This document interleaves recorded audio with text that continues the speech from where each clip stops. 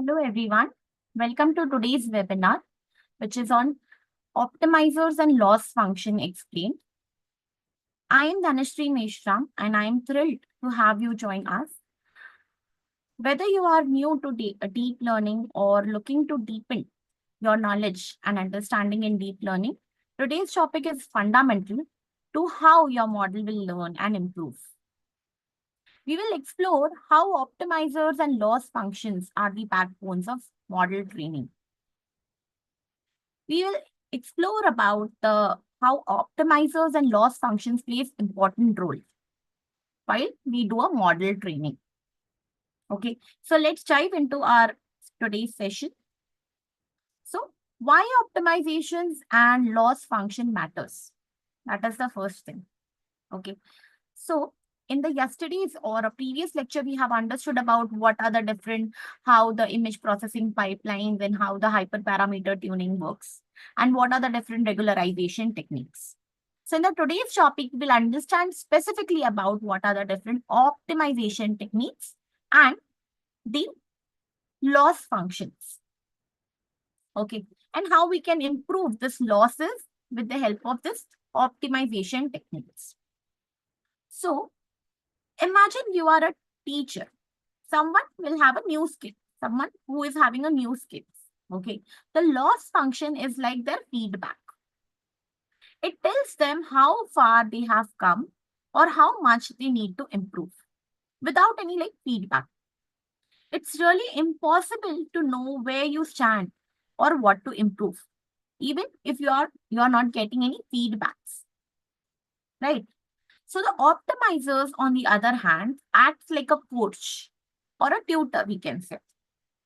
It helps adjust the approach, which is based on a feedback, which will guide a students towards right path. Without a good scorecard or a smart coach, learning would be ineffective, right? If you are having a loss function, more loss function, what you can do? If you are not getting, why you are getting this loss this much? So this optimization techniques will treat you like a coach, or it will help you like a coach so that you can improve your scorecard. Okay. So, and improve your model's performance in general way, if we want to say. Okay. So what is the loss function then? How loss function will work? So loss function is like a heart of a feedback loop. They measures the difference between actual output and the predicted output. What the model has been predicted and what is the actual output. The difference between the actual output and the predicted output is called as what? Losses, right? So we need to reduce these losses. For that, there are different optimization techniques available. Okay, like we already have seen some. In short, we have understood about this in the previous lecture. Now, in detail, we will understand it here. Okay, so firstly, there are two types of outcome. If the output variable is continuous, then the model evaluations are different. If the output variable is categorical, then the output variables or the model evaluation matrix will be completely different. Okay, so for regression problems, we can use mean absolute error. Like it measures the average absolute difference between the predicted versus actual values. Same, there is a mean squared error. Mean squared error. Okay, what mean squared error do? So it will penalize the larger error more and making it more sensitive to bigger mistakes. Okay. Likewise, there is RMSE, which is root mean squared error. So the root square of MSE often easier to interpret the results. Okay, like what is the real output and what is the predicted outcome. Okay, and there is mean absolute percentage error, which is great for cases where the values vary significantly. Okay, now these are all for the when the output variables are continuous. What about where the output variable is categorical? So we can use, there are different terms called as cross entropy loss function. Okay. So what is cross entropy? So cross entropy is widely used for both binary as well as if we are having multi-class classification, more than 2 classes. Okay. Then there is hinge loss. So hinge loss is typically used in support vector machines. Okay. Support vector machines.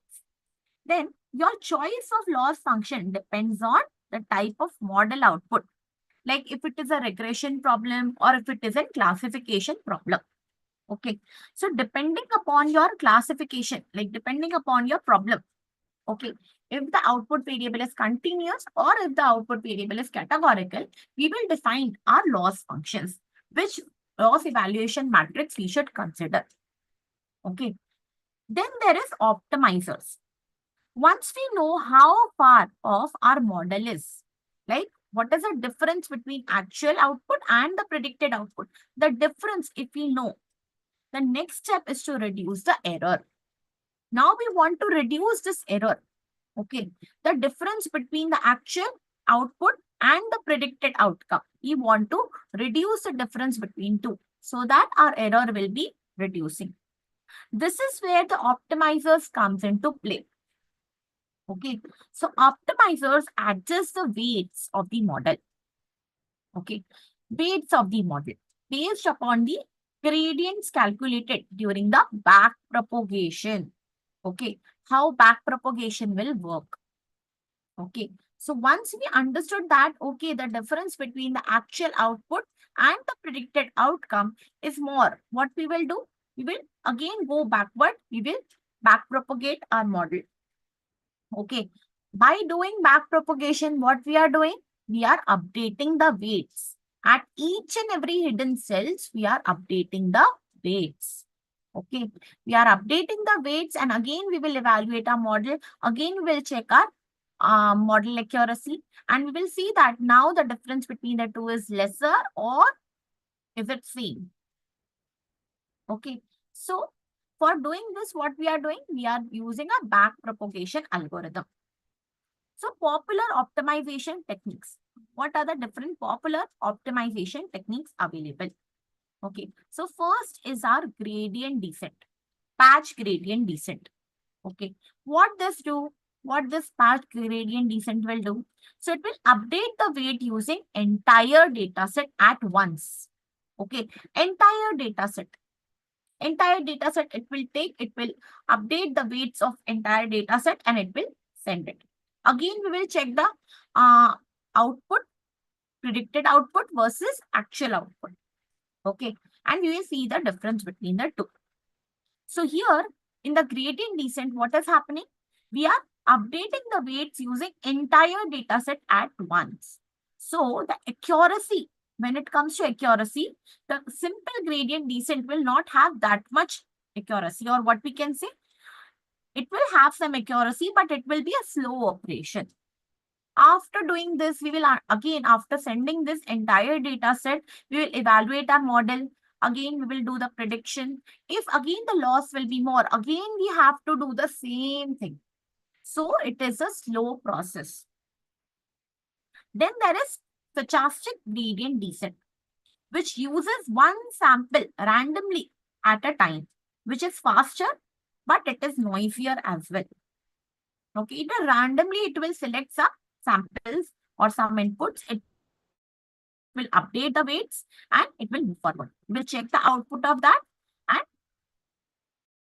it is faster as compared to a batch gradient descent. Stochastic gradient descent is faster, but it is having more noise. Okay. Then there is mini batch gradient or mini batch stochastic gradient descent, which combines average of both. Average of both means what? Average of gradient descent as well as stochastic gradient. The average of both will be there. Means we will send some mini batches. Like instead of sending the entire data set in gradient descent, we will send some batches into the neural network and neural network will predict the outcome. Okay. Likewise, there is momentum. Momentum. Now, momentum will do what? Momentum will combine the average of both stochastic gradient as well as, momentum. Momentum will do what? Momentum will add the velocity. It will add the velocity to the weight updates. Okay, which will help the escape of local minima. Means local minima should not avoid. Okay, for that we should use momentum. Momentum will do what? It will add some velocity or speed to the updation, weight updation. Okay, so that it will help to escape the local, helping to escape the local minima. Then there is Nestello accelerated gradient, NEG, which look ahead before making the updates, which will improve the convergence speeds as well. Then there are different other learning rates. Different learning rates are there. Okay, so learning rate will do what? It will have different terms like ADA grade, RMS prop, ADAM, ADAM W. So what all these? So these are the different learning rate optimization techniques. At the end, optimizer is helping us to reduce these losses. It is acting like a coach so that a model should build a better way so that we can have a best accuracy, best model, so that we can deploy that model eventually, right? So ADA grade is, it will adjust the learning rates per parameter. Learning rates per parameter it will do. Then there is RMS prop. RMS props will be works well for non-stationary data. When there is non-stationary data, it will work better. Then there is ADAM. ADAM will combine the best of momentum and RMS prop commonly, both together. Okay. Then there is ADAM W, which is an improvement on ADAM with better regularizations, specifically in transformer model also. Okay. So now you'll understand about how we can use an optimization as well as regularization techniques together so that we can have a better model. Okay.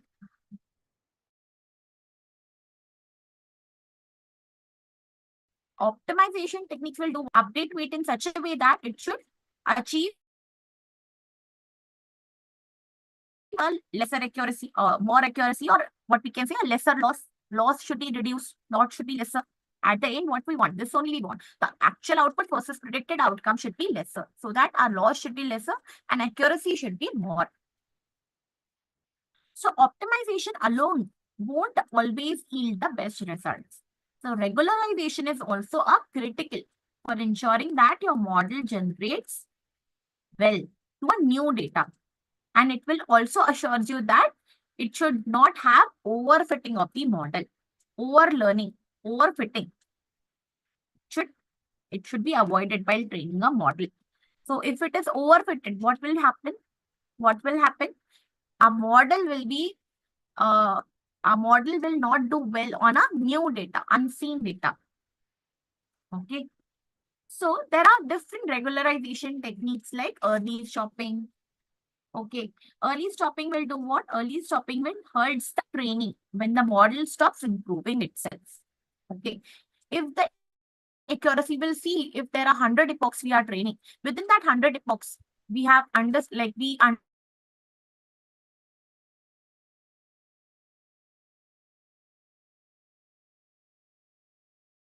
that within that 100 epochs, if our model after 20 epochs, it is not changing the accuracy, it will stop. Eventually, it will stop. Okay. Since there is no much dropout. So dropout is what? Dropout means randomly drops unit during a training to prevent overfitting of this model. Some connections, some neurons, it will eventually, which are not that important, irrelevant one, we can drop out. We can use dropout by doing this. Then there is L1, L2 regularization. Okay, which will add penalty terms to the loss function to reduce the complexity of this model. Then there is batch normalization. Batch normalizations will normalize the layers. Okay, input layers, which will speed up the training and improving the stability of this model. Then there is gradient noise. Gradient noise. What is gradient noise? Gradient noise means we are purposefully adding noise to the gradients, which will improve the exploration of this parameter.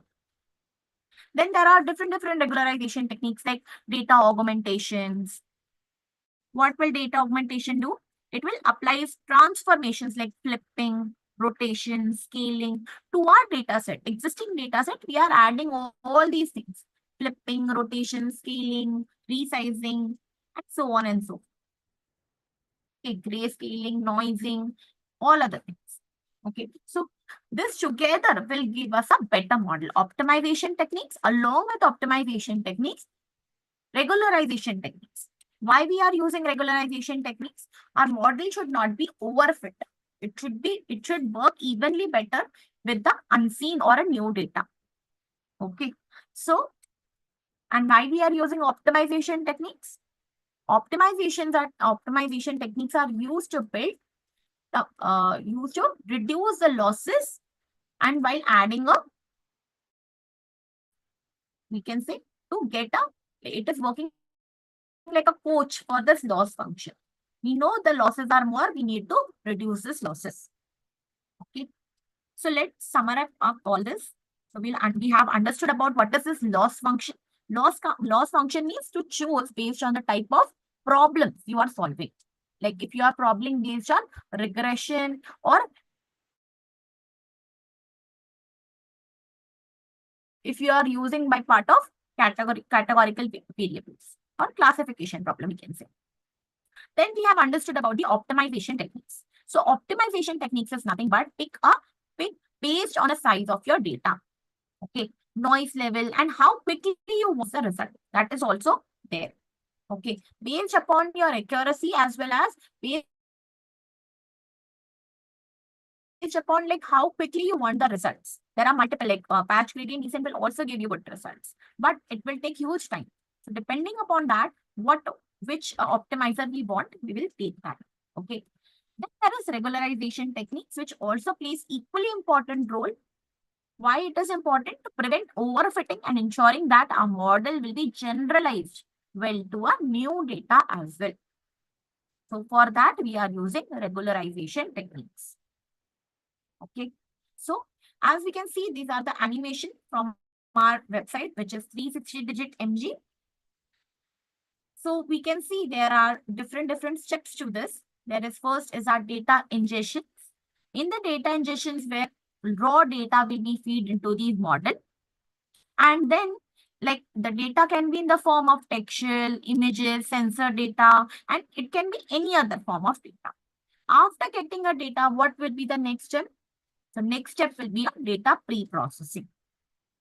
Data pre-processing, we will do all the things like we can have scaling, encoding, even cleaning up the missing data. If there is some missing values, we can remove this. If there is certain outliers, we can handle that outliers likewise. So then we will move forward to a model building stage. In the model building, we have understood about there are different, like in the deep neural network, we will have like convolution networks, we'll have different architectures will be there. After that, we will dive into hyperparameter tuning.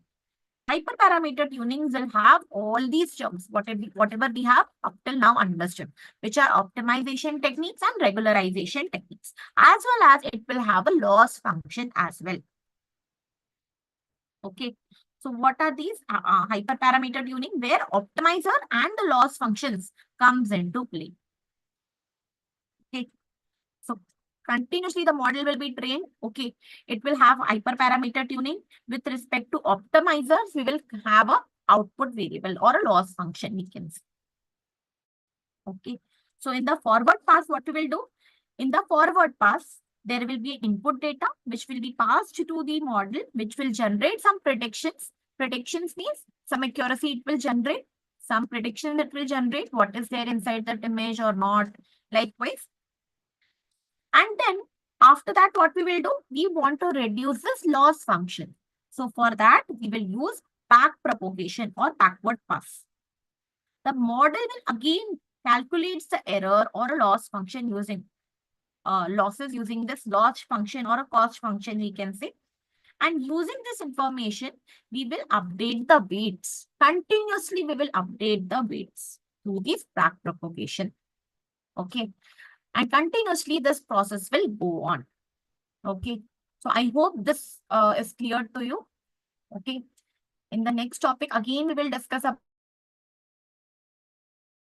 about this with some new topic or some new features. Okay. So this is already available within our website. You can explore this.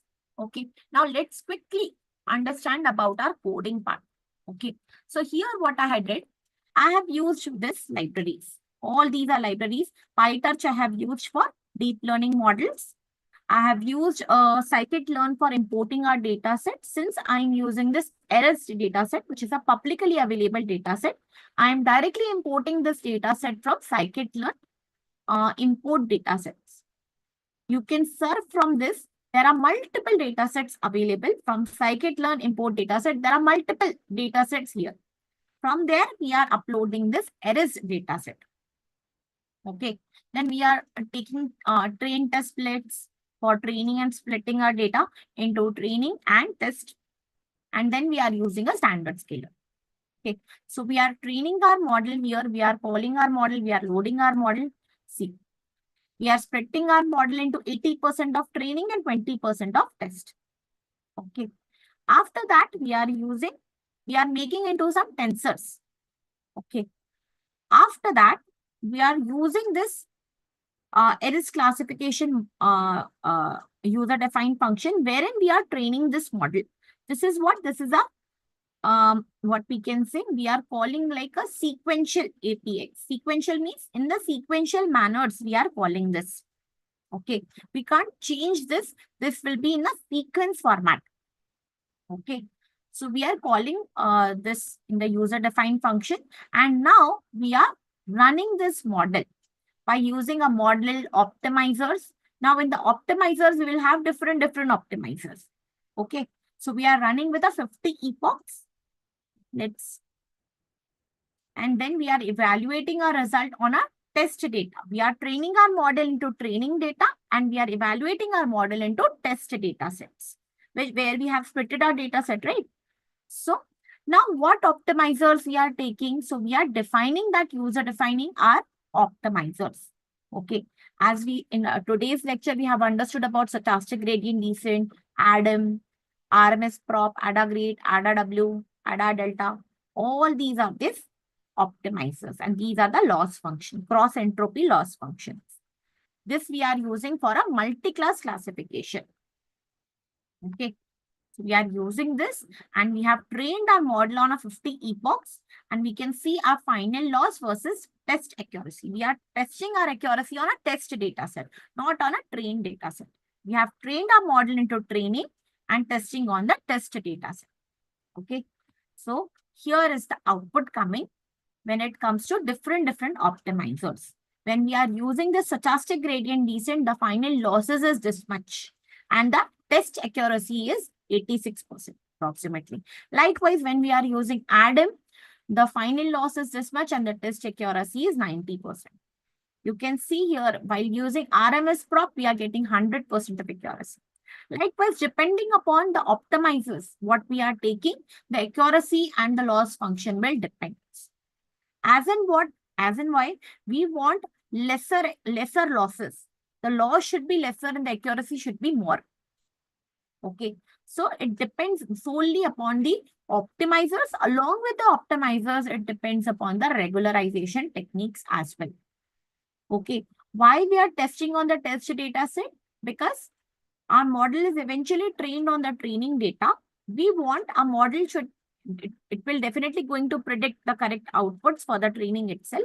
But we want our model should be good as well and test accuracy should be more.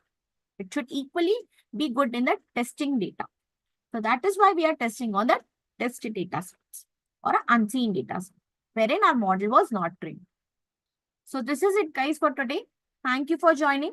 I hope today's lecture was, you have understood today's lecture. This is already available in our website. You can explore this.